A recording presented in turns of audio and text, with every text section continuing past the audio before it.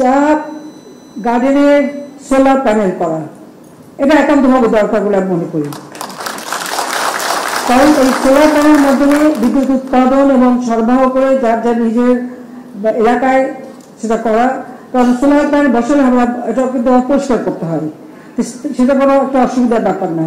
কিন্তু সমস্ত চা বাগানে আমরা যদি সোলার প্যানেল করে দিতে পারি তাহলে অন্তত আমাদের যে ন্যাশনাল গ্রিডে বিদ্যুতের সাশ্রয় হবে, আর স্থানীয়ভাবে যে বিদ্যুতের উৎপাদন হবে নিজেরাও ব্যবহার করতে পারবে, শ্রমিকরাও তাদের বাড়ি ঘরে ব্যবহার করতে পারবে। আবার আশেপাশে উদ্বৃত্ত থাকলে আমরা ন্যাশনাল গ্রিডে নিয়ে যেতে পারবো, সে ব্যবস্থা সে প্রযুক্তিও এখন আমরা নিয়ে এসেছি। কাজে আমি এটা খুবই সাধুবাদ জানাই, এটা সব থেকে ভালো করা হচ্ছে। আর তাছাড়া আমরা কিন্তু আমাদের দেশে প্রাইমারি শিক্ষা কিন্তু সম্পূর্ণ অবৈতনিক, এবং আমরা প্রাইমারিতে মায়ের নামে কিন্তু উপবৃত্তি দিয়ে থাকি, তাছাড়া বিনা পয়সায় বই দিচ্ছি। কাজে আমাদের চা শ্রমিকদের সন্তানরা বা ওখানে যারা কর্মচারী তাদের সন্তানরা যাতে যথাযথভাবে লেখাপড়া শিখতে পারে সে ব্যবস্থাটাও করে দেওয়া দরকার, এবং সেটাও করবেন যারা মালিক। আর সরকার পক্ষ থেকে যে যে সুবিধা দেওয়ার সেটা তো আমি দিচ্ছি এবং দেব, কিন্তু আমি চাই যে তাদের এই আমাদের কিন্তু প্রত্যেক এলাকায় স্কুল আছে, সরকারি স্কুল, তো সেই স্কুলে যাতে সকলের ছেলে মেয়ে একসাথে পড়তে পারে সেই ব্যবস্থাটা আমাদের নিতে হবে। আর বিভিন্ন বাগানে যে স্কুলগুলি আছে সেগুলি যেন যথাযথভাবে চলে সে ব্যবস্থাটাও নিতে হবে। কাজে সেদিকে আমরা আমাদের বিশেষ দৃষ্টি থাকবে। আর সেই সাথে আরেকটা কথা বলবো যে এখন কিন্তু মানুষের রুচিও বদলে যাচ্ছে। আপনারা জানেন এখন চা শুধু চায়ের পাতার চা না, এখন বিভিন্ন ধরনের চা পাওয়া যায়। সেই ক্ষেত্রে আমি আগেও বলছি সবসময় যে অ্যারোমা টি উৎপাদন করা, বিভিন্ন মানে অ্যারোমা মানে বিভিন্ন ধরনের যেন ফ্লেভার থাকে সেই ধরনের চায়ের কিন্তু চাহিদা অনেক বেশি। এখন হার্বাল টি সেটাও কিন্তু এসে গেছে, মশলা টি সেটাও চলে বাজারে।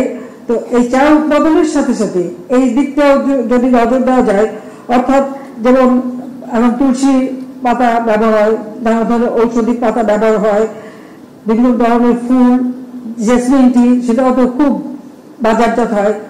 আমাদের এখানেও যেমন কনক চাপা আছে, এই ঘ্রাণটা কিন্তু খুব সুন্দর, অনেকটা গুড়মেটের যে চা ওটার ঘ্রাণের সাথে মেশে, ওটাও ব্যবহার করা যায় কিনা, অবশ্য ওটা মানে কেমিক্যাল টেস্টিং করে নিতে হবে যে এটা এডিয়েবল কিনা, খাওয়া উপযোগী কিনা। এরকম বিভিন্ন ধরনের চা করা যেতে পারে। তাছাড়া তুলসী, আদা, লেবু, তেজপাতা, এলাচি, লং, দারচিনি, আমরা তো বিভিন্ন কিছু দিয়েই চা বানাই। তো এই চাগুলো যদি প্যাকেটজাত করা যায়, অর্থাৎ আমি এটা বলবো যারা চা মালিক এবং ব্যবসায়ী আছেন, বিশেষ করে মালিকদের বলবো যে আপনারা ভ্যালু এডেড করেন। এই যে বাল্কে চা বিক্রির থেকে যদি ভ্যালু এডেড করেন তাহলে আপনারা কিন্তু আরো ভালো দাম পাবেন, ভালো পয়সা পাবেন, উপার্জন করতে পারবেন। আর এই চাহিদা কিন্তু সারা বিশ্বব্যাপী প্রতিনিয়ত বেড়ে যাচ্ছে। এখানে আরেকটা জিনিস হচ্ছে পাট পাতার থেকে চা তৈরি করা, এটার উপর কিন্তু গবেষণাও চলছে এবং সীমিত আকারে প্রস্তুত হচ্ছে যে পাট পাতা থেকে চা। এবার এটা বলছে যে এটা যেহেতু একটু বেশি তিতা, বলছে এটা ডায়াবেটিসের জন্য নাকি ভালো। তো সেটা আমার মনে হয় একটু পরীক্ষা করে যত বেশি গবেষণা করা যাবে তত উৎকর্ষতা পাওয়া যাবে। চাকে বহুমুখী করা এবং অ্যারোমা টিটা তৈরি করা, যেটা বিদেশে চাহিদা কিন্তু অনেক বেশি এখন।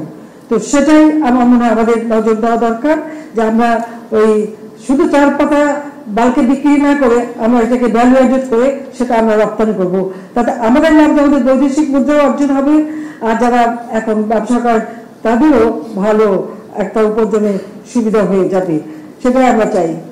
কারণ আমাদের দেশে আমি আগেই বললাম যে মানুষের এখন ক্ষমতা বেড়ে গেছে, বিদ্যুৎ চলে গেছে, সব কাজ শেষ করে যে চায়ের দোকানে বসে সেখানে তো চায়ের কাপে ঝড় তুলে, তারা চায়ের কাপে ঝড় আর গল্প শুরু হয়ে যায়।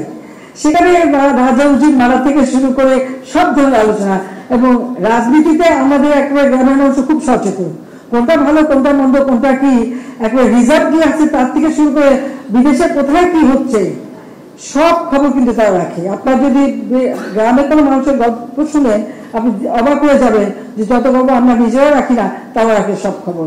কারণ টেলিভিশন আছে সব জায়গায়, টেলিভিশন ছাড়া থাকে, চায়ের কাপে নিয়ে বসে এবং ঘন্টা পর্যন্ত রাত্রি 10টা 11টা 12টা পর্যন্ত তাদের এই আড্ডা চলে। এই যে চায়ের কাপে যে ঝড় তুলছে এটা কিন্তু দিন দিন বাড়ছে, তার চাহিদাও বাড়ছে, কাজে উৎপাদনও বাড়াতে হবে আমাদের। আর এটা করার জন্য যা দরকার অবশ্যই আমরা তা করবো, আপনাদের সব রকম সহযোগিতা করবো, সেটা আমরা বলবো।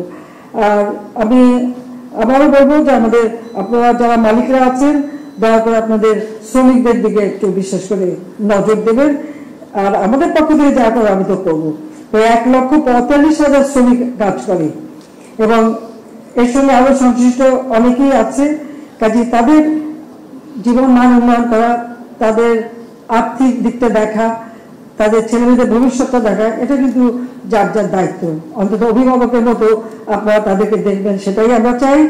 আর সেই সাথে তাদের নিরাপত্তা দেওয়া, আমরা সামাজিক নিরাপত্তায় বিভিন্ন ভাতা দিচ্ছি, সহযোগিতা করছি সকল মানুষকে।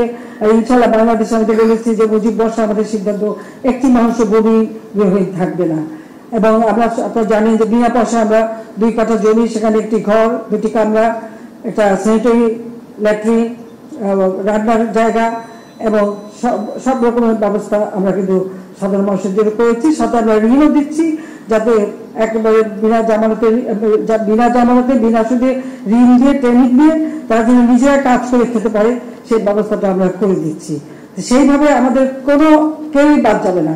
যারা হরিজন ছিল, হরিজন মানে দলিত শ্রেণী, এই ঢাকা শহর আপনারা জানেন, আমি তাদের কিন্তু ফ্ল্যাট বানিয়ে সেখানে আমরা ফ্ল্যাটে থাকার ব্যবস্থা করে দিয়েছি।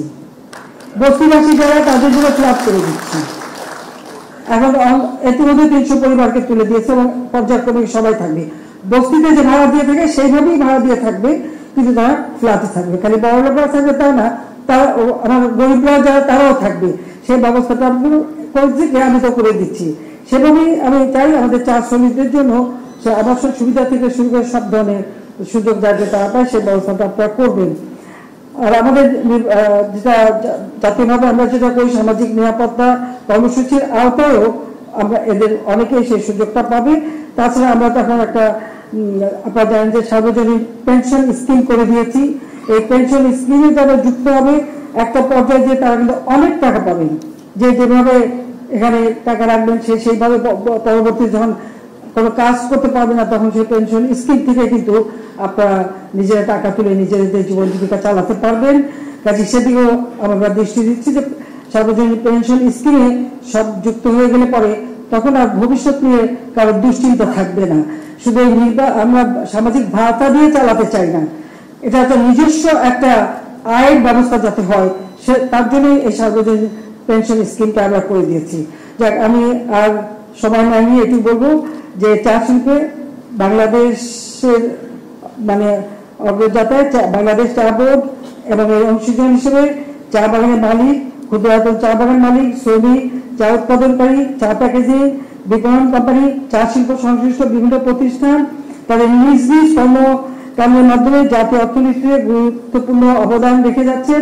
সবাইকে আমি আন্তরিক ধন্যবাদ জানাচ্ছি এবং চা শিল্পের অগ্রযাত্রাকে আরো বেগবান ও অনুপ্রাণিত করার লক্ষ্যে চা শিল্পের বিভিন্ন ক্ষেত্রে গুরুত্বপূর্ণ অবদান রাখার জন্য যারা আজকে জাতীয় পুরস্কার পেয়েছেন তাদেরকে আমার আন্তরিক অভিনন্দন জানাই এবং পুরস্কার যেন প্রতি বছর পান সেই চেষ্টা অব্যাহত রাখবেন, সেটাই আমি আপনাদেরকে অনুরোধ করব। আর সেই সাথে আমি চা শিল্পের প্রসার, চা শিল্পে স্মার্ট কমার্স বাস্তবায়ন ও রপ্তানিমুখী চা উৎপাদন বৃদ্ধিতে বাণিজ্য মন্ত্রণালয়, চা বোর্ড, চা উৎপাদনকারী ও বিপণনকারী সহ সকলকে আন্তরিকভাবে কাজ করবার আহ্বান জানাচ্ছি। আমি আপনাদের সকলের সুস্বাস্থ্য কামনা করি এবং চা শিল্পের সমৃদ্ধি কামনা করি এবং চা মেলার শুভ উদ্বোধন ঘোষণা করছি। সকলকে আন্তরিক ধন্যবাদ জানাচ্ছি। আর আমি সত্যি খুব আনন্দিত, কারণ চা আসলে আমার খুব প্রিয়। আমি সবসময় চা খেতে জানি, সেই জন্যই। আর আমার বাবা যেহেতু বোর্ডে ছিলেন, কাজে এখানে আমার একটা আলাদা আন্তরিকতা আছে, আপনারা জানেন। আর বিশেষ করে কেন জানেন? আপনাদের শ্রমিকদের জন্য। এরা কিন্তু কখনো অন্য জায়গায় ভোট দেয় না, সবাই কিন্তু নৌকায় ভোট দেয়। তাকে যে যত পারো অনেক চেষ্টা করা হয়েছে, তাদেরকে কেউ কোনো সরাতে পারেনি। এটাই হচ্ছে সবচেয়ে বড় কথা, যে যে সাধারণ মানুষগুলি তাদের ভালোবাসা, তাদের আন্তরিকতা এবং তারা আমাদের দেশের জন্য কত অবদান রেখে যাচ্ছে। আমাদের শ্রমিক ভাই বোনরা যারা এখানে উপস্থিত এবং যারা উপস্থিত নাই, সকলকে আমার আন্তরিক শুভেচ্ছা পৌঁছে দিলাম। সবাইকে ধন্যবাদ। জয় বাংলা, জয় বঙ্গবন্ধু, বাংলাদেশ।